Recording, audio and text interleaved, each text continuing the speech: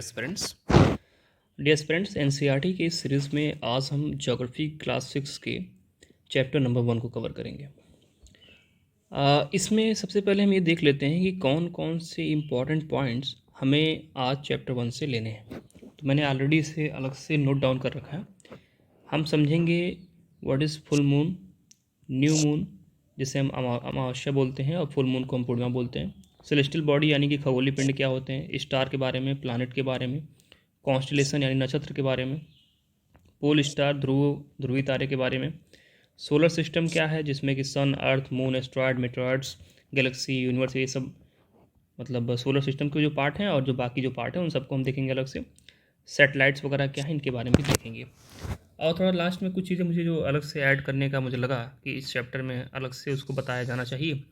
Meteoroids, meteor and मीटेराइड्स, इन तीनों में difference क्या है। तो ये चूँकि इस चैप्टर में दिया नहीं है, लेकिन हम इसे अलग से देख लेंगे। और एनसीईआरटी के बारे में सभी जानते हैं कि बिल्कुल ये इतना इम्पॉर्टेंट है कि कई बार क्वेश्चन बिल्कुल लाइन टू लाइन आ जाते हैं यहाँ से, और इस वजह से जो है ये और ज़्यादा इम्पॉर्टेंट हो जाता है। तो आइए बात करते हैं कि हमें क्या क्या इन चीज़ों में से कवर करना है। तो हमारा क्लास 6 का ये एनसीईआरटी है। अच्छा, एनसीईआरटी के बारे में एक ख़ास बात और भी है कि एनसीईआरटी की शुरुआत में कुछ अलग से हमें एक्स्ट्रा इन्फॉर्मेशन दी जाती है। उस इन्फॉर्मेशन को हमें कलेक्ट कर लेना चाहिए। नॉर्मली हम उसको ध्यान नहीं देते हैं, बट वो इंपॉर्टेंट होते हैं और एग्ज़ाम्स में कभी कभी हेल्प भी कर जाते हैं। फॉर एग्जांपल जैसे ये क्लास 6 की आपकी एनसीईआरटी, ओके, तो इसमें आप देखोगे कि कॉन्स्टिट्यूशन का जो प्रेम्बल है वो दिया हुआ है। तो अब आप जानते हैं कि प्रेम्बल से क्वेश्चंस आपके एग्ज़ाम में आते हैं, और कई बार तो क्वेश्चंस सॉल्व हो जाते हैं सिर्फ इस बिना पर कि आपने प्रेम्बल याद कर रखा है। जैसे क्वेश्चन बन जाते हैं कि कौन सा वर्ड, 4-5 वर्ड दे देंगे और कहेंगे कौन सा वर्ड जो है आपकी प्रेम्बल में नहीं है। तो अगर आपको प्रेम्बल याद है तो आप आसानी से बता पाएंगे। एंड कभी कभी ऐसे भी क्वेश्चन बनते हैं कि कौन से वर्ड पहले हैं, कौन से वर्ड बाद में है। तो इस तरह के क्वेश्चंस को भी आप आंसर कर पाएंगे अगर आपको प्रियम्बल याद हो। तो 1 मिनट का टाइम लगता है। जब भी आप एनसीईआरटी पढ़ना शुरू करें, प्रियम्बल को एक बार जरूर रिकॉल कर लें। We the people of India having solemnly resolved to constitute India into a sovereign socialist secular democratic republic and to secure to all its citizen. क्या सिक्योर करना है? जस्टिस। किस तरह का justice? Social, economic and political. And liberty देना है किस तरह का? Liberty of thought, expression, belief, faith and worship. And equality देना है किस तरह का? Equality of status and of opportunity. And to promote among them all, क्या प्रमोट करना है? फ्रेटर्निटी यानी कि भाईचारा। assuring the dignity of the individual and the unity and integrity of the nation. In our Constituent Assembly, this 26th day of November 1949, do hereby adopt, enact and give to ourselves this Constitution. बस 1 minute लगा आपको याद करने में, और इससे आपके questions बन सकते हैं। ओके, नाउ अब आइए बात करते हैं आगे। एक और मुझे इसमें इंपॉर्टेंट चीज़ दिखी थी जो मुझे लगा कि आप सभी को याद कर लेना चाहिए, क्योंकि क्वेश्चंस वहाँ से भी बनते हैं। हम आज the earth in the solar system, इस चैप्टर को हम देखेंगे आज। तो आइए बताता हूँ मैं आपको कि कौन सी चीज़ जो आपको याद करनी चाहिए। जी हाँ, यहाँ पे है, देखिए यहाँ पे लिखा है our national anthem composed originally in Bangla by Rabindranath Tagore. Rabindranath Tagore ने बांग्ला भाषा में हमारा जो राष्ट्रीय गान है उसको इन्होंने क्या किया था? कंपोज किया था। And was adopted in Hindi version by the constituent assembly as the national anthem of India on 24 January 1950। तो हमारा जो नेशनल एंथम है उसे 24 जनवरी 1950 को अडॉप्ट किया गया था कॉन्स्टिट्यूंट असेंबली के द्वारा, यानी संवैधानिक जो हमारी समिति बनी थी उस समय, उसके द्वारा ये अडॉप्ट किया गया था। तो यहाँ पे आप सभी से मैं एक क्वेश्चन करना चाहता हूँ। आप मुझे कमेंट बॉक्स में बताएं कि 24 नवंबर 1950 को और कौन कौन सी चीज़ें हमारी कॉन्स्टिट्यूंट असेंबली ने अडॉप्ट करी थी। इस चीज़ के बारे में आप बताएं, क्योंकि क्वेश्चन यहाँ से भी बनते हैं। तो ये दो चीज़ें जो मुझे ज्योग्राफी के अलावा इंपॉर्टेंट लगी, उसके बारे में मैंने आपसे चर्चा कर ली। अब आप बात करते हैं अपने चैप्टर नंबर 1 की। तो the earth and the solar system, देखिए एनसीईआरटी इतने इंपॉर्टेंट होते हैं कि कई बार क्वेश्चन जो है ना बिल्कुल लाइन टू लाइन उठा करके दे दिए जाते हैं। तो मेरा यहाँ पे प्रयास ये होगा कि कोई भी फालतू लाइन ना पढ़े हम यहाँ पे, और कोई भी अच्छी लाइन हम छोड़ें ना, मिस ना करें। तो एनसीईआरटी की इस लेक्चर को पढ़ने के बाद, क्लास 6 का जो चैप्टर 1 है पढ़ने के बाद, आपको कभी भी चैप्टर आपको एनसीईआरटी उठाने की आवश्यकता महसूस नहीं होगी। इसे हम इतने अच्छे तरीके से कवर करेंगे। तो बचपन में जो जो चीज़ें हम सोचते थे, जैसे जब रात में हम सोते थे तो हमें आकाश में तारे दिखाई देते थे, चंद्रमा दिखता था तो हमें बड़ा अच्छा लगता था। हमें लगता था कोई है वैसे टांग दिया है कोई जा करके वहाँ पे, वहाँ से वो चमक रहे हैं जैसे बल्ब चमकता है। लेकिन जब बड़े हम होते हैं तो हमें पता चलता है कि नहीं, वो भी सेलेस्टियल बॉडीज़ हैं। सेलेस्टियल बॉडीज मीन्स खगोलीय पिंड, यानी कि जैसा एक अर्थ है, ये भी एक सेलेस्टियल बॉडी के तौर पे जाना जाता है, वैसे ही हमारा जो ब्रह्मांड, हमारा जो यूनिवर्स है, इसमें भी ढेर सारे सेलेस्टियल बॉडीज़ हैं। और कुछ चमक रहे हैं क्योंकि उनके पास खुद का अपना हीट है, खुद का अपना लाइट है, और वो हमें चमकते हुए दिखाई दे रहे हैं।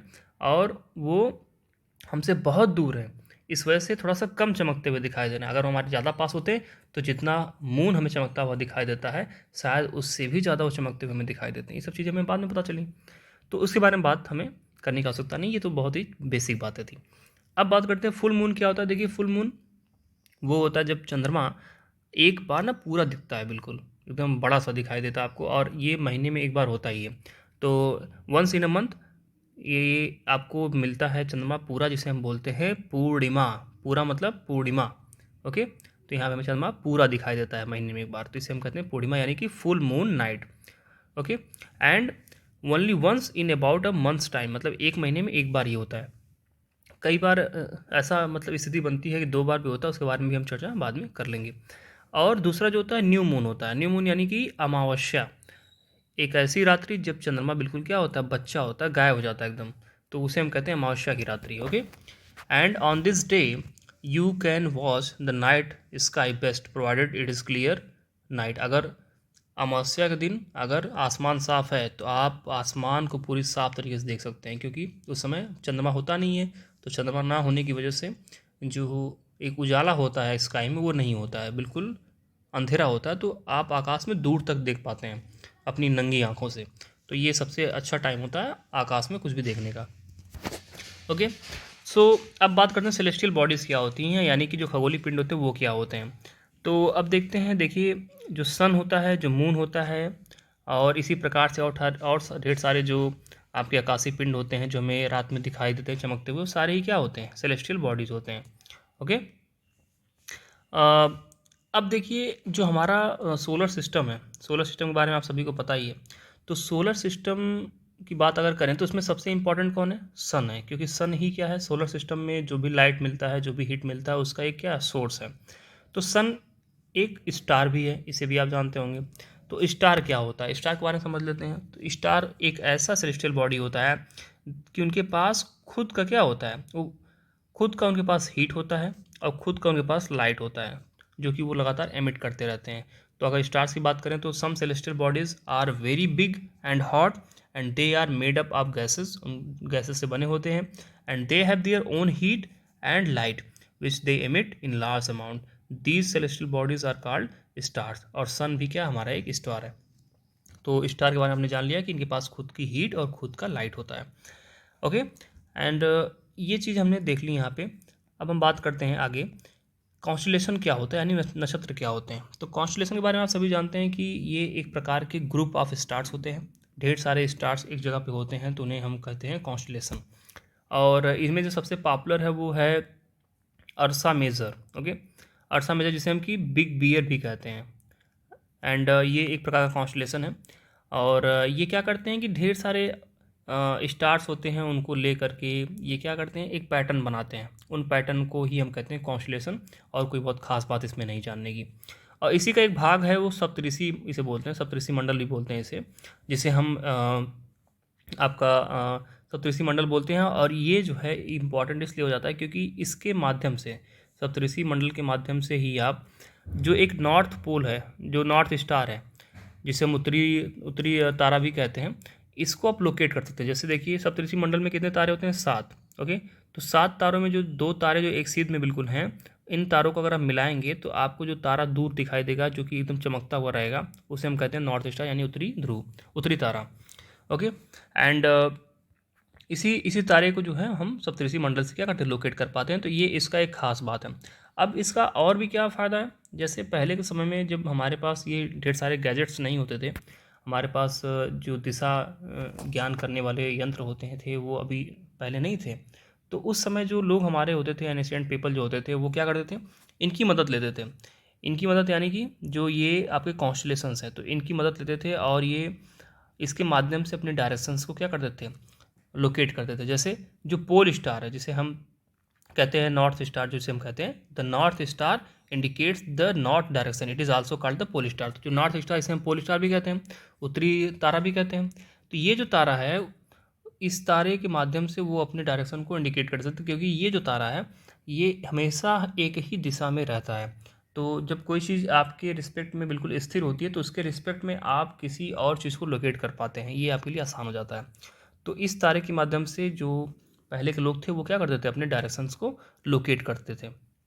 जब आप इस तरह से खड़े होंगे कि आप वेस्ट जो आपके पीछे होगा, ईस्ट जो है आपका राइट हैंड साइड होगा, और आप नॉर्थ फेस कर रहे होंगे आप, ठीक है ना। वेस्ट जो आपके लेफ्ट हैंड साइड, ईस्ट जो आपके राइट हैंड साइड, और आप नॉर्थ फेस कर रहे होंगे। उस समय आप 2 पॉइंटर स्टार्स को मिलाएंगे अगर रात में, ये आप कर सकते हैं अमावस्या के टाइम पे। अमावस्या के टाइम पे आप इसको प्रैक्टिकल करिएगा तो आपको दिखेगा कि जब जैसे ही आप 2 स्टार को मिलाते हैं ना, तो आपको एक स्टार मिलेगा जो बहुत ही ज़्यादा शाइन कर रहा होगा। वही स्टार क्या होगा, नॉर्थ स्टार होगा। ओके, तो आई होप आपको ये बात समझ में आ गई हो कि कॉन्स्टलेशन क्या होता है, पोल स्टार क्या होते हैं। अब बात करते हैं प्लैनेट क्या होता है। तो जैसे आपने देखा कि एक जो स्टार होता है उसके पास खुद की हीट, खुद की एनर्जी होती है, तो वो क्या कहलाता है, स्टार कहलाता है।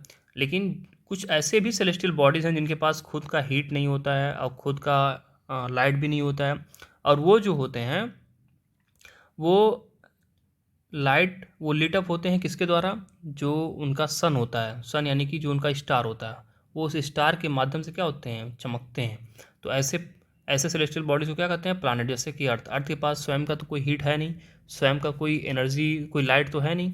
तो अर्थ क्या होता है, ये सन के वजह से जो है ये चमकता है। तो इस वजह से हम कह सकते हैं कि ये क्या है, प्लैनेट है। तो प्लैनेट के पास स्वयं का आपका एनर्जी और हीट नहीं होता है। ओके, और ये क्या करते हैं, ये सन का, जो सोलर सिस्टम में जो सन है उसका ये चक्कर लगाते हैं। लेकिन कुछ सेलेस्टियल बॉडीज़ ऐसे भी हैं जो प्लैनेट, यानी कि एक अर्थ जो क्या एक प्लैनेट है, जो प्लैनेट का भी चक्कर लगाते हैं। तो वो उन्हें क्या कहते हैं, उन्हें कहते हैं सैटेलाइट। जैसे हमारे यहाँ चंद्रमा, चंद्रमा क्या है, एक सैटेलाइट है, नेचुरल सैटेलाइट है। ये अर्थ का चक्कर लगाता है, और अर्थ किसका चक्कर लगाता है, सन का। फर्ज करिए ये है सन, ठीक है, और आपका ये हो गया अर्थ। तो अर्थ क्या करेगा, सन का चक्कर लगाएगा, और ये अर्थ कहलाएगा एक प्लैनेट, और सन जो कहलाएगा वो कि स्टार है।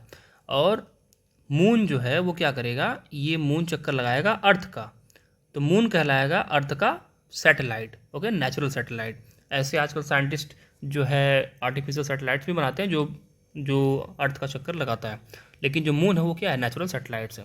तो इस प्रकार से ये जुड़े हुए हैं तीनों एक दूसरे से। तो ये हमने देख लिया। और एक इंटरेस्टिंग फैक्ट है जो हमें जान लेना चाहिए, जो कि नॉर्मली आप में से बहुत से लोग मिस किए होंगे। देखिए, हम सभी जानते हैं कि जो शनि है, जो सैटर्न है, उसके चारों तरफ एक क्या रिंग है, हमें पता है। ये शनि है आपका, और ये शनि का पूरा हिस्सा मान लीजिए, एज्यूम कर लीजिए, और इसके चारों तरफ एक रिंग जैसी आकृति है। मतलब ढेर सारे आपको देखेंगे कि खगोलीय पिंड यहाँ पे इसके चारों तरफ हैं, हमें रिंग जैसा दिखाई देता है। लेकिन ये सिर्फ शनि के साथ ही नहीं है, ये जुपिटर के साथ भी है और ये यूरेनस के साथ भी है। ये एक नई चीज़ है, आपको याद रखनी है। जुपिटर, सैटर्न एंड यूरेनस, ये तीन, बृहस्पति, शनि और अरुण, इन तीनों के पास भी क्या होते हैं, रिंग्स होते हैं अराउंड देम। इसे आप याद रखेंगे। And these are the small belts of debris, मतलब डेब्रीज यानी कि जो कूड़े का करकटे होते हैं, कबाड़े होते हैं, जो यूनिवर्स से कबाड़े हैं वो चारों तरफ इकट्ठा हो गए हैं इनके और घूम रहे हैं। तो जुपिटर, सैटर्न और यूरेनस के पास भी रिंग होते हैं, इसको आपको याद रखना है। Okay, and you can see them from the earth with the help of powerful telescope. अगर आपके पास कोई अच्छा सा टेलीस्कोप है तो आप इन डेब्रीज को देख भी सकते हैं। ओके, सो ये हो गया। अब आप बात करते हैं सोलर सिस्टम की बात करते हैं। तो हमारे जो सोलर सिस्टम में आप सभी जानते हैं, इसमें सन है जो कि सोर्स ऑफ एनर्जी है, और 8 प्लैनेट्स हैं। पहले 9 हुआ करते थे, प्लूटो को निकाल दिया गया। Then some satellites are there, और उसके बाद ढेर सारे ऐसे सेलेस्टियल बॉडीज़ हैं जिन्हें हम एस्ट्रॉयड्स, मीटरॉयड्स, इनके नाम से भी जानते हैं। तो इनको भी हम अलग से देख लेंगे। तो अब आइए बात करते हैं आपके सोलर सिस्टम की बात करते हैं। इसमें हर एक जो प्लैनेट है उसकी स्थिति क्या है सन के रिस्पेक्ट में, उसके बारे में देखेंगे, डिस्टेंस के बारे में समझेंगे। थोड़ा सा अगर आप अपने स्क्रीन को बेंड कर देंगे तो आपको चीज़ें ज़्यादा अच्छे से समझ में आएंगी। तो हम बात करते हैं, पहले सन की बात करते हैं। तो देखिए, सन आपका बिल्कुल जो है सेंटर तो नहीं कह सकते हैं, सन कह सकते हैं कि एक मेन सोर्स ऑफ एनर्जी है, जो कि जिसके चारों तरफ जो आपका पूरा एक जो भी सोलर सिस्टम में जो भी सारे से सेलेस्टियल बॉडी हैं वो सारे क्या करते हैं, उसके इर्द गिर्द ही रहते हैं, चक्कर लगाते रहते हैं। तो सबसे पहले बात करते हैं, एक फार्मूला होता है जिसे कहते हैं my very efficient mother just served us nuts. तो ये एक फार्मूला जो कि आगे आपको मिलेगा। इसके माध्यम से हम क्या याद कर सकते हैं कि जो सन है, सन के रिस्पेक्ट में कौन सा प्लानट पहले है और कौन सा प्लानट जो है बाद में है। तो माई का मतलब हो गया मरकरी, जिसे हम बोलते हैं बुध। वी का मतलब हो गया वीनस, जिसे हम बोलते हैं शुक्र। फिर अर्थ, फिर मार्स का मतलब हो गया आपका मंगल। देन जुपिटर यानी बृहस्पति, सैटर्न यानी शनि, यूरेनस यानी अरुण, और नेपच्यून मतलब कि वरुण। तो ये दिखाता है कि ये सन से क्या है, नज़दीक सबसे कौन सा है, मरकरी है, और सबसे दूर कौन सा है, नेपच्यून है। तो इसे अगर आपने कोई और तरीके से याद कर रखा हो तो अच्छी बात है, अदरवाइज आप इसे भी याद कर सकते हैं। My very efficient mother just served us nut, ये हमें यहाँ पे अगले पेज में मिल जाएगा। तो अब देखते हैं यहाँ पे जो मरकरी है, मरकरी क्या है कि मरकरी सबसे नज़दीक पड़ता है सन से, ओके। और मरकरी को जो है सन का एक पूरा चक्कर लगाने में 88 डेज लगते हैं, और इसके साथ ही साथ इसे अपने खुद के एक्सिस पे एक बार रोटेट करने में 59 डेज लगते हैं। इसी प्रकार से जो वीनस है, इसका जो डिस्टेंस है वो सन से कितना है, 108 सॉरी एक बार फिर से इसको देख लेते हैं। जो मरकरी है इसका जो डिस्टेंस है सन से वो है 58 मिलियन किलोमीटर, यानी कि लगभग 5.8 करोड़ किलोमीटर दूरी है इसकी सन से। और जो ये अपने सूर्य का एक चक्कर पूरा करने में 88 दिन लेता है, 88 डेज लेता है, और ये अपने ही अक्ष पर, अपने ही एक्सिस पर एक पूरा बार घूम जाने के लिए इसको 59 डेज लगते हैं, ओके। वीनस की बात करते हैं तो ये 108 मिलियन किलोमीटर डिस्टेंस पे है, और ये सन का एक चक्कर लगाने से 255 डेज लगते हैं, और साथ ही साथ अपने खुद के एक्सिस पे एक बार रोटेट करने में से 243 डेज लगते हैं। इसी प्रकार से अर्थ के बारे में आप सभी जानते हैं कि 15 करोड़ किलोमीटर दूर है, यानी कि 150 मिलियन किलोमीटर दूर है, और इसे सन का एक चक्कर लगाने में 365 डेज लगते हैं, और अपने एक्सिस पे घूमने में से एक बार 1 डे यानी कि 24 आवर्स लगते हैं। और सन के पास, अर्थ के पास क्या है, इसका एक चंद्रमा भी है, और मरकरी और वीनस के पास, इनके पास चंद्रमा नहीं है। इसे आप ध्यान रखें कि MV जो है ये बिना मून के हैं। देन आते हैं मार्स की बात करते हैं। तो मार्स जो है ये क्या है, ये 228 मिलियन किलोमीटर दूर है सन से, और ये अपना एक चक्कर सूर्य का 687 डेज में कंप्लीट करता है, और इसका जो एक चक्कर होता है अपने एक्सिस पे एक बार पूरा घूम जाना, वो भी क्या सिमिलर टू अर्थ, यानी कि एक दिन के अंदर, यानी कि 24 आवर्स के अंदर ही ये अपने एक्सिस पे एक बार पूरा घूम जाता है। और इसके पास जो नंबर ऑफ मून्स है वो 2 है, यानी कि अर्थ से एक ज़्यादा।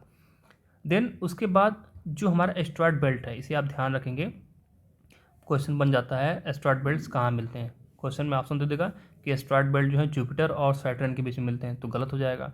आपको ध्यान रखना है कि मार्स और जुपिटर के बीच में जो है एस्ट्रॉयड बेल्ट्स मिलते हैं, ओके। तो इसकी बात करते हैं, अब जुपिटर की बात करते हैं। जुपिटर देखिए 11 ईयर्स लगते हैं इसको पूरा एक चक्कर लगाने में अर्थ सन का, और अपने खुद के एक्सिस पे ये जो है 9 आवर्स में क्या करता है, एक बार रोटेट कर जाता है, और ये सबसे फास्ट है। अगर पूछ दिया जाए कि सबसे तेज़ गति से अपने एक्सिस पे कौन सा प्लानट घूम जाता है, तो हम कहेंगे वो है जुपिटर। एंड देन आप बात कर रहे हैं सैटर्न की, बात करते हैं। सैटर्न जो है वो 29 ईयर्स लेता है, और अपने एक्सिस पे एक बार घूमने में से 10 आवर्स लगते हैं। इसी प्रकार से यूरेनस जो है ये 84 ईयर्स लेता है, और अपने एक्सिस पे घूमने पे से 17 आवर्स लगते हैं।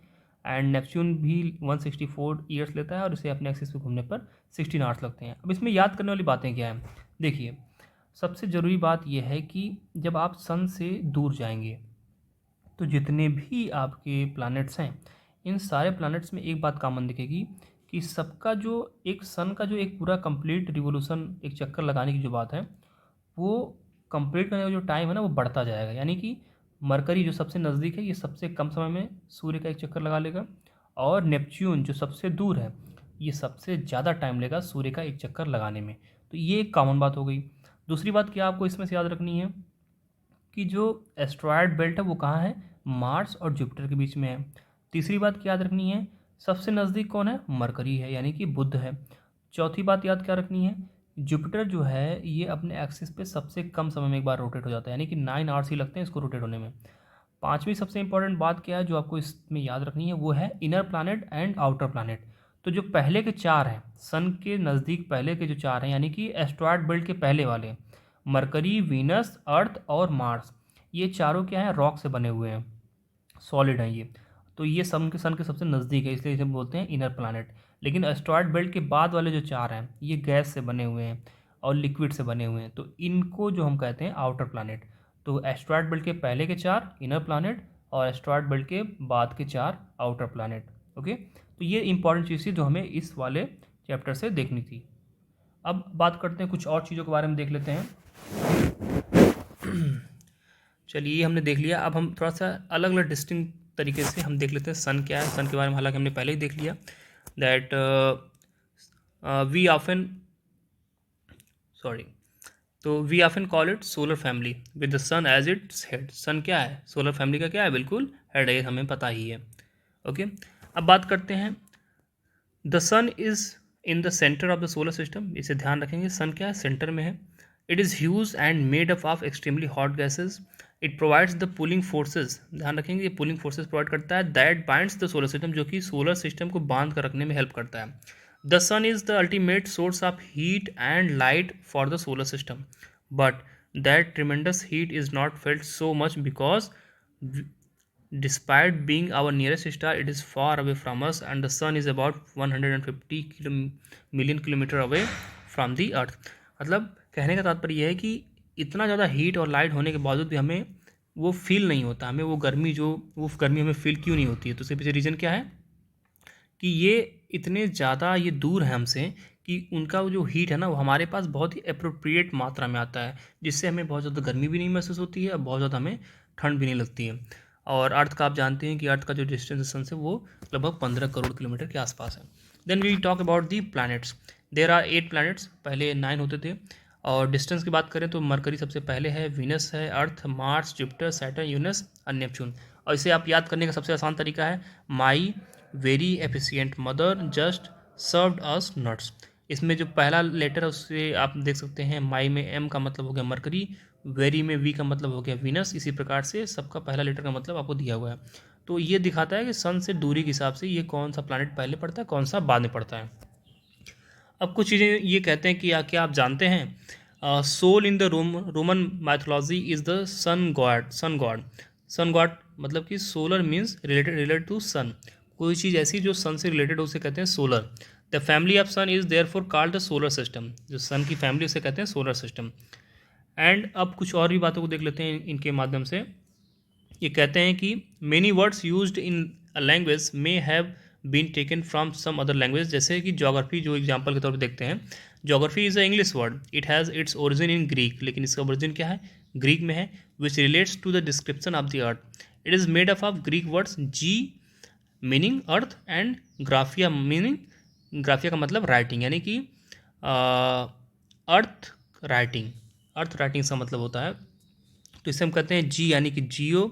जियो को जब जियोलॉजी कह देंगे तो ये हो जाएगा स्टडी ऑफ अर्थ। जियो को जब जियोमेट्री कह देंगे तो मेजरमेंट ऑफ अर्थ हो जाएगा। जियो को जब जियोइड कह देंगे तो रिसेंबलिंग द शेप और फॉर्म ऑफ अर्थ, यानी कि जो अर्थ का शेप है उसकी तरह दिखने वाली चीज़ को हम क्या कहते हैं, जियोइड कहते हैं। तो ये चीज़ें हमने देख लिया। अब बात करते हैं एक और चीज़ों के बारे में। उन्होंने कहा कि आप जानते हैं humans have always been fascinated gazing at the night see sky. रात में आकाश को घूरना जो इंसानों को बहुत ही क्या है, पसंद रहता था। Those who study the celestial bodies and their movements are called the astronomers. तो एस्ट्रोनॉमर्स किसे कहते हैं, जो खगोलीय पिंडों की स्टडी करते हैं। Aryabhatta was a famous astronomers of the ancient India. Aryabhatta के बारे में सभी जानते हैं, हमारी जो पहली सैटेलाइट थी वो भी उन्हीं के नाम पे थी।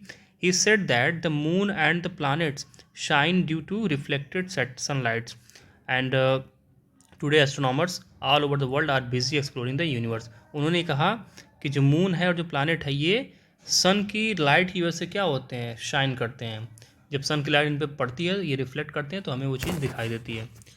अब बात करते हैं कुछ और चीज़ों के बारे में। All the 8 planets of the solar system move around the sun in a fixed path, और उस फिक्स्ड पाथ को क्या कहते हैं हम, ऑर्बिट कहते हैं।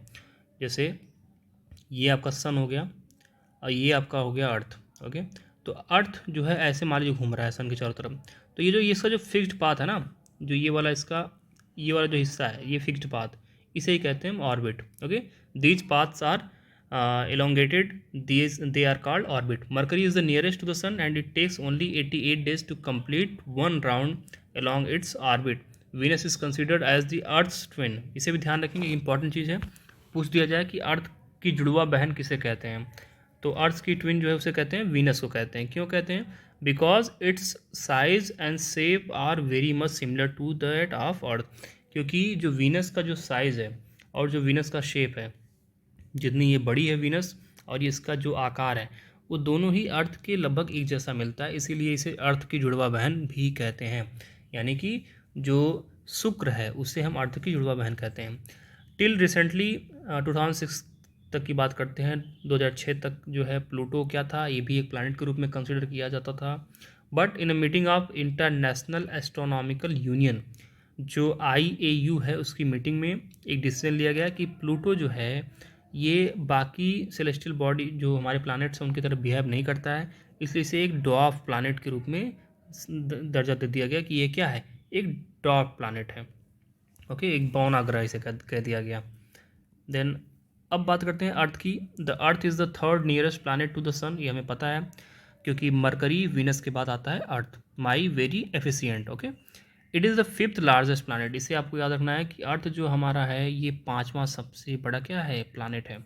And it is slightly flattened at poles, और जो ध्रुव हैं, जो पोल्स हैं ना, उस पर थोड़ा सा ना चपटा होगा। जैसे मान लीजिए ये कुछ ऐसा शेप बनेगा, यहाँ पे थोड़ा सा ये चपटा है, ओके, और यहाँ पे थोड़ा चपटा रहेगा ये, तो ये जो पोल्स पे थोड़ा क्या फ्लैटन है, और that is why its shapes is described as the geoid. इसीलिए इसके शेप्स, इसका जो शेप है उसे हम जियोइड कहते हैं। Geoid means an earth like shape, मतलब अर्थ की तरह दिखने वाला कोई भी पिंड, उसे हम कहेंगे जियोइड। तो ये हमने देख लिया जियोइड क्या होता है। अर्थ के बारे में हमने जान लिया कि ये थर्ड जो है नियरेस्ट सन है, सॉरी थर्ड नियरेस्ट प्लैनेट है सन के, और ये फिफ्थ लार्जेस्ट प्लैनेट है हमारे सोलर सिस्टम में। और जियोइड के बारे में भी हमने समझ लिया। अब एक चीज़ के बारे में और हम देख लेते हैं, लाइक ब्लू प्लैनेट किसे कहते हैं। तो ब्लू प्लैनेट अर्थ को जानते हैं आप सभी की, अर्थ को ही ब्लू प्लैनेट कहते हैं। लेकिन क्यों कहते हैं? देखिए, the conditions favourable to support life are probably found only on the earth. जो भी जीवन होने के लिए जो भी कंडीशंस चाहिए होती हैं, जो भी एटमॉस्फेरिक कंडीशंस चाहिए होती हैं, वो जो क्या है, अर्थ पर ही हमें दिखाई देता है। क्योंकि हमारे पूरे सोलर सिस्टम में केवल अर्थ पर ही हमें लाइफ दिखती है। The earth is neither too hot nor too cold. ना तो अर्थ हमारा बहुत ही गर्म है और ना ही बहुत ठंडा है। It has water, air which are very essential for our survival. The air has life supporting gases like oxygen होता है यहाँ पे। And because of these reasons the earth is unique planet in the solar system. बिल्कुल, क्योंकि यहाँ पे ही केवल life क्या है, पॉसिबल है। From the outer space earth appears blue because it's 2/3 surface is covered by water. जब आप स्पेस में जाएंगे अर्थ को छोड़ करके, तो आप जब स्पेस से अर्थ को देखेंगे तो आपको अर्थ क्या दिखेगा, ब्लू दिखेगा। क्यों? क्योंकि जो अर्थ का 2/3 पार्ट है ना, उस पर क्या है, वाटर है, ओशियंस है। तो उसकी वजह से ये हमें एक ब्लू प्लैनेट के तौर पे दिखता है। ओके, एक चीज़ आपको और यहाँ पे याद रख लेनी है, जो लाइट की स्पीड, उसके बारे में बात किया जा रहा है कि जो लाइट की स्पीड है वो क्या है, 3 लाख किलोमीटर पर सेकंड। यानी कि एक सेकंड में जो लाइट जो है वो 3 लाख किलोमीटर का डिस्टेंस कवर करता है। ओके, और ये बहुत ही ज़्यादा स्पीड है। और इस स्पीड, इतना ज़्यादा स्पीड होने के बावजूद जो सन से जो लाइट होती है, जो अर्थ तक हमारे आती है, उसे आने में 8 मिनट का समय लग जाता है। तो 3 लाख किलोमीटर एक सेकंड में तय करता है लाइट, उसके बावजूद उसे 8 मिनट लगते हैं हमारे अर्थ तक आने में। इसको आप कैलकुलेट भी कर सकते हैं। अर्थ की जो डिस्टेंस है सन से वो है 150 मिलियन किलोमीटर, और जो लाइट की जो स्पीड है वो है 3 लाख किलोमीटर। तो इसको आप इसके माध्यम से भी कैलकुलेट कर सकते हैं, आपको अप्रॉक्सीमेटली 8 मिनट का टाइम मिल जाएगा। ओके, अब बात करते हैं मून के बारे में, कुछ चीज़ों को देख लेते हैं। तो मून क्या है? मून हमारा एक सैटेलाइट है, और ये नेचुरल सैटेलाइट है। और इसमें एक बात और भी है कि ये एकमात्र सैटेलाइट है पृथ्वी का, इसके अलावा पृथ्वी के पास कोई और सैटेलाइट नहीं है। And its diameter is only 1/4 that of the अर्थ। यानी कि अर्थ का जो डायमीटर है ना, उसका सिर्फ एक चौथाई वाला भाग है, केवल 1/4 है। And it appears so big, लेकिन इसके बावजूद ये बड़ा हमें दिखता है। क्यों? क्योंकि हमारी नज़दीक है। हमारी और जो मून की जो डिस्टेंस है वो केवल 3,84,400 किलोमीटर है। जबकि सन इससे कई गुना बड़ा है, लेकिन हमें छोटा दिखता है। क्यों? क्योंकि सन हमसे बहुत दूर है। Now you can compare the distance of the earth from the sun and that from the moon. आप देख सकते हैं जो मून है, the moon moves around the earth in about 27 days. 27 days में जो मून हमारा है वो हमारे पृथ्वी का एक चक्कर लगा लेता है। And it takes exactly the same time to complete one spin. और एक बात कि 27 डेज में एक चक्कर भी लगाता है और 27 डेज में ही अपने एक्सिस पे पूरा एक बार घूम जाता है। और इसी वजह से हमें जो है मून का सिर्फ एक ही पार्ट हमेशा दिखाई देता है, क्योंकि वो जितने टाइम में चंद्रमा के चारों तरफ घूमता है उतने ही टाइम में अपना एक चक्कर भी अपने एक्सिस पे पूरा कर लेता है। तो हमें पता ही नहीं चल पाता है कि चंद्रमा का दूसरा भाग कैसा दिखता है। So only one side of the moon is visible to the earth.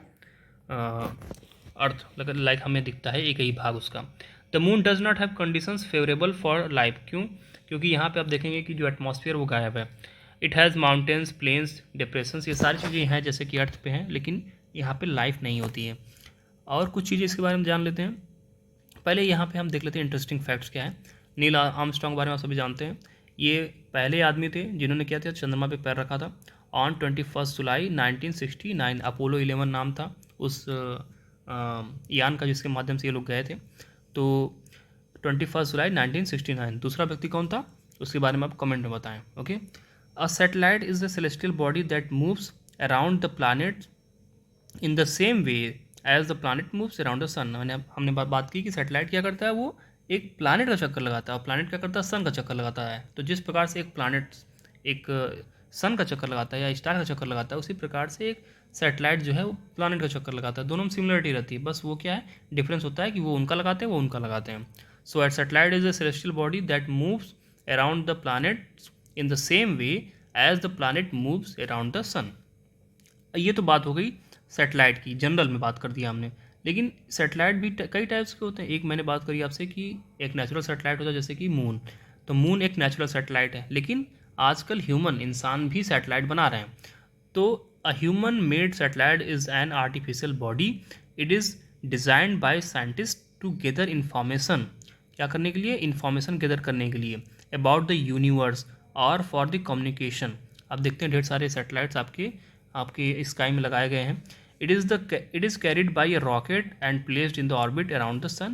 Some of the Indian satellites are in the space are INSAT and IRS, EduSats। ये कुछ सैटेलाइट्स हैं जो इंडिया के द्वारा लॉन्च किए गए हैं और इसके माध्यम से हम अपने कम्युनिकेशन को स्ट्रॉन्ग करते हैं और अपने वेदर फोरकास्टिंग को स्ट्रॉन्ग करते हैं और ढेर सारे जो एक्सप्लोरेशन है अर्थ के बारे में जो यूनिवर्स के बारे में छानबीन करना है, उसका भी काम हम सैटेलाइट के माध्यम से करते हैं। तो ये सैटेलाइट से क्या है, कुछ फ़ायदे हैं। ओके। पहले क्या होता है, पहले एक रॉकेट से सैटेलाइट को लॉन्च किया जाता है अर्थ से, एंड देन रॉकेट जो है क्या होता है, पीछे निकल जाता है। जब ये एटमॉस्फेयर्स को क्रॉस करते हैं तो ये पीछे निकल जाते हैं। एंड देन ये जो सैटेलाइट आगे है, चूँकि इतना इसको थ्रस्ट दे रखा होता है कि ये आगे बढ़ता चला जाता है। ये आगे निकलते चले जाते हैं। एंड देन जो रॉकेट होता है वो क्या होता है, वो वापस धरती पे आ जाता है और ये सैटेलाइट आगे बढ़ता रहता है और जैसे ही अपनी पोजीशन पहुंचता है वहाँ पे ये क्या करता है, अपना चक्कर लगाना शुरू कर देता है। तो ये सब चीज़ें तो आपको पहले से पता ही होंगी। अब बात करते हैं कुछ चीज़ों के बारे में, जैसे हो गया एस्ट्रॉयड। हाँ, इसमें मैंने आपको कहा कि कुछ एडिशनल पॉइंट भी मैं आपको बताऊंगा जो कि इस वाले चैप्टर में नहीं दिए गए हैं। सबसे पहले बात करते हैं कि एस्ट्रॉयड क्या होते हैं। तो एस्ट्रॉयड देखिए वो होते हैं जो ये कुछ अलग से बॉडीज़ होते हैं, सेलेस्टियल बॉडीज़ होते हैं, जैसे कि स्टार हो गया, प्लैनेट हो गया, सैटेलाइट हो गया। इनके अलावा there are numerous tiny bodies which also move around the sun. These are called the asteroid. जो कि सन के चारों तरफ चक्कर लगाते हैं उन्हें एस्ट्रॉयड बोलते हैं। और ये कहाँ मिलते हैं? ये मिलते हैं मार्स और जुपिटर के बीच में मिलते हैं। और साइंटिस्ट को ऐसा लगता है कि जब बहुत पहले जब एक्सप्लोड हुआ था, जब एक विस्फोट हुआ था, उस विस्फोट के समय में जो ये छोटे छोटे पिंड ढेर सारे प्लैनेट के इधर उधर बिखर गए, तो वही पिंड जो हैं अब क्या कर रहे हैं, चक्कर लगा रहे हैं मार्स और जुपिटर के बीच में। ये हो गया बात आपका एस्ट्रॉयड का। अब बात करते हैं मिट्रॉयड क्या होता है। देखिए मिट्रॉयड भी क्या होते हैं, ये स्मॉल पीसेज होते हैं। Small pieces of rocks which moves around the sun are called the meteoroids. अब मैंने आपसे बताया था कि मिट्रॉयड के अलावा कुछ चीज़ें और होती हैं जिसे कहते हैं मीटियोर। मीटियोर होता है और एक होता है मीटियोराइट्स। इसमें क्या डिफरेंस, इन तीनों में डिफरेंस क्या है? देखिए ये क्या है, ये आपके स्काई में है। ओके, स्काई में ये छोटे छोटे पीसेज ऑफ रॉक्स हैं, डस्ट से भरे हुए हैं, ये होते हैं मीटेरॉइड। जब ये क्या करते हैं, जब ये अर्थ के, मान लीजिए ये स्काई में है, स्पेस में है, और जब ये अर्थ के एटमॉस्फेयर में आते हैं तो इन्हें कहते हैं मीटियोर। जब ये एटमॉस्फेयर में आते हैं और जब ये एटमॉस्फेयर को सरवाइव कर जाते हैं, यानी कि एटमॉस्फेयर में जल करके ख़त्म नहीं होते हैं, बल्कि इनका कुछ हिस्सा बचा रह जाता है, और ये अर्थ को क्या करते हैं, हिट करते हैं, अर्थ पे लड़ते हैं आकर के, तब इन्हें हम कहते हैं मीटियोराइट। तो आई होप आपको समझ में आ गया होगा। मीटियोराइट क्या होता है, ये होते हैं स्पेस में, लेकिन जब ये अर्थ के एटमॉस्फेयर में इंटर मारते हैं तो ये इन्हें हम कहते हैं मीटियोर। जब ये एटमॉस्फेयर को सर्वाइव कर लेते हैं, जबकि कई बार ऐसा होता है कि सर्वाइव नहीं कर पाते हैं, जल जाते हैं, बीच में ही खत्म हो जाते हैं, लेकिन अगर इन केस अगर ये सर्वाइव कर गए तो फिर जब ये अर्थ को हिट करते हैं तो इन्हें बोलते हैं मीटियोराइट। ओके, तो आई होप आपको ये चीज़ समझ में आ गई होगी। तो मीटियोराइट्स क्या होते हैं, मीटियोर क्या होता है, और मीटियोराइट्स क्या होते हैं, इसके बारे में हमने चर्चा कर ली। अब बात करते हैं कि कुछ और चीज़ें, गैलेक्सी के बारे में समझ लेते हैं, यूनिवर्स के बारे में समझ लेते हैं, हालांकि चीज़ें आसान हैं। Do you see a whitish broad band like a white glowing path across the sky on a clear starry night? जब आप रात में देखते हैं तो क्या आपको एकदम सफ़ेद सा दुधिया कलर का क्या आपको ऐसा कुछ आकृति दिखता है क्या, ये दिख रहा है? अगर दिखता है तो सुनिए फिर। It is a cluster of millions of star, ये ढेर सारे स्टार, लाखों स्टार्स का क्या है, एक समूह है, एक क्लस्टर है। And this band is known as the Milky Way, क्या बोलते हैं इसे, मिल्की वे गैलेक्सी, इसे बोलते हैं milky way galaxy. Okay, and our solar system is a part of this galaxy, तो हमारा सोलर सिस्टम किस गैलेक्सी का पार्ट है, मिल्की वे गैलेक्सी का पार्ट है। And it was imagine to be a river of light flowing in the sky, इसे हमने एक ऐसी नदी के रूप में इमेजिन किया है जो स्काई में, जो आकाश में क्या कर रही है, बह रही है, और इसी वजह से इसका जो नाम हमने क्या रखा है, अपनी तरफ हमने रखा है आकाश गंगा। हमने अपने देश में इसे आकाश गंगा के रूप में जाना है। Okay, a galaxy is a huge system of billions of star, इसमें ढेर सारे स्टार्स होते हैं, clouds of dust and gases, ढेर सारे डस्ट गैसेज होते हैं, and there are millions of such galaxies that makes the universe. तो अब हम बात करते हैं अलग तरीके से। देखिए, ये आपका हो गया, देखिए सैटेलाइट, सैटेलाइट्स, एक प्लैनेट के कई सारे सैटेलाइट्स हो सकते हैं। ओके, ये हो गया आपका प्लैनेट, और ढेर सारे प्लैनेट जो क्या हो सकते हैं, वो सन का चक्कर लगा सकते हैं, और ढेर सारे सोलर सिस्टम जो हैं, सन जो कि सोलर सिस्टम बनाता है, ये क्या कर सकते हैं, एक गैलेक्सी का चक्कर लगा सकते हैं। ओके, एक गैलेक्सी में हो सकते हैं, और ढेर सारी गैलेक्सियाँ जो हैं ये क्या हो सकती हैं, यूनिवर्स में हो सकती हैं। तो हम सबसे बड़ा क्या हो गया, यूनिवर्स हो गया, देन आफ्टर गैलेक्सी, देन एक सोलर सिस्टम, देन एक आपका प्लैनेट और सैटेलाइट, ये सब चीज़ें हमें मिलती हैं, और इसमें ही ढेर सारे आपके एस्ट्रॉयड, मीटेरॉयड, सब में आपको मिलते रहते हैं। तो यूनिवर्स क्या होगा, सबसे बड़ा हो गया, जो कि क्या करता है, ढेर सारी गैलेक्सीज को अपने अंदर रखता है। So it is difficult to imagine that how big the universe, क्योंकि अभी हम अपने सोलर सिस्टम को अच्छे से एक्सप्लोर नहीं कर पाए हैं, बाकी यूनिवर्स को एक्सप्लोर करने की बात अभी बहुत बड़ी है। तो बहुत बड़ा यूनिवर्स है, इस कितना बड़ा है इसकी हम कल्पना भी नहीं कर सकते हैं। Scientist are still trying to find out more and more about it, we are not certain about its size, but we know that all of us, you and I, belong to this universe. हमें पता है कि हम सभी इस universe से belong करते हैं, लेकिन हमें इसके साइज़ के बारे में कोई भी अंदाज़ा नहीं है। तो गाइस, आज का हमने ये चैप्टर नंबर 1 कंप्लीट कर लिया है। अब एक चीज़ आपको बता दूं मैं आपसे कि हम एक और चैप्टर इस पर, एक और वीडियो से बनाएंगे जो कि इसके एक्सरसाइजेस से रिलेटेड होगा। हमारा जो ध्येय है वो ये है कि हम जब आपसे चैप्टर 1 डिस्कस कर रहे हैं, थ्योरी पार्ट, तो उसके बाद हम आपसे इसका जो एक्सरसाइज वाला पार्ट है उसको भी डिस्कस करें। तो यानी कि अगला जो वीडियो होगा उसमें हम इस पर क्वेश्चन आंसर को डिस्कस करेंगे, ताकि दोबारा आपको एनसीईआरटी पढ़ने की आवश्यकता महसूस ना हो। ओके, तो आई होप कि आपको ये सभी वीडियो पसंद आया होगा, एंड इसके बाद मिलते हैं अपने अगले वीडियो में। तब तक के लिए नमस्कार।